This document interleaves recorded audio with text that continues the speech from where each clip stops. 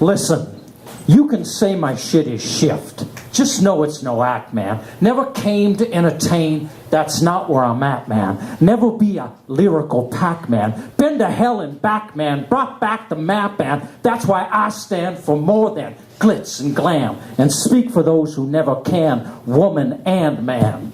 Raise your hand. Raise your hand for the prisoner in the belly of the beast. No hope in reach. He prays for release. Raise your hand for the teenager crying in her room by the light of the moon for the life in her womb. And raise your hand for the financier, terrified colleagues will hear that he's queer. And raise your hand for the mom who had to give up her son because she was too young.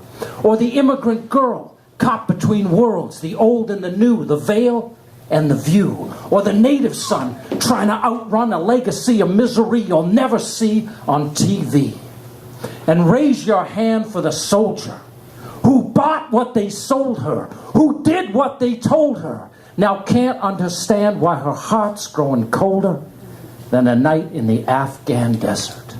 And raise your hand if you believe love can and will conquer fear. Because is that not why we're here? To love away the fear? The fear that divides us, the fear that derides us, the fear put inside us by temples and churches, political lurches, teachers and parents wounded by their emotional inheritance. Is that not why we're here? To love away the fear? To peer through the veneer of separation between neighbor and nation, race, color, creed, gender, sexual, and political orientation? Is that not why we're here? To make it clear that the tear you cry falls from my eye. And so I pray, Spirit of life, may we have the wisdom and the strength to step outside of our cynical hip personas long enough to not just condemn what we see, but to imagine what could be.